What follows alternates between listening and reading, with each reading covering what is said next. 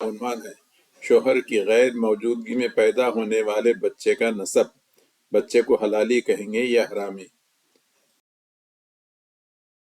مفتی طارق مسعود اور الیاس گھمن کے بھی بیانات ہیں جس میں اس مسئلے کی تعویل کرتے ہیں، جو سوشل میڈیا پہ ہیں، آپ لوگ دیکھ لیں۔ شوہر 10 سال سے دور ہے، پھر یہاں پہ جورو سے ملنے بھی نہیں آیا، اور یہاں پہ عورت حمل سے ہو گئی اور اس نے ایک لڑکے کو جنم دیا، تو اس لڑکے کو حلالی کہیں گے حرامی؟ تو مفتی صاحب فتوی میں فرماتے ہیں کہ نہیں، اس لڑکے کو نسب جو ہے نا اپنے باپ کی طرف ہی جائے گا۔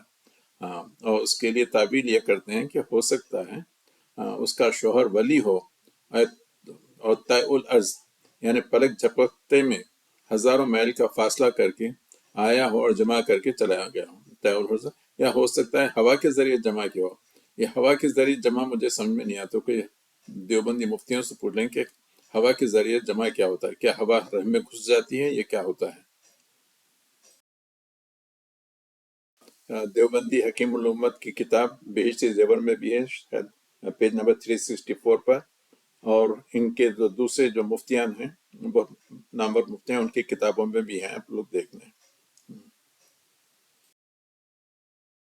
سے پوچھ لیں کہ اگر ہوا کے ذریعے جمع ہوا یا ولی رات میں آ کے کر کے چلے گیا، تو صبح وہ عورت غسل جنابت بھی کرے گی یا نہیں؟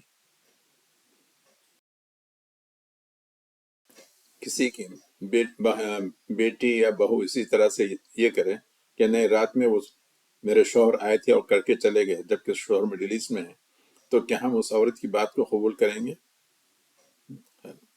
یہ بہت سی چیزیں ہیں، کسی دیوبندی مفتی سے پوچھ لیں آپ لوگ، حوالہ میں دے رہا ہوں کتاب میں۔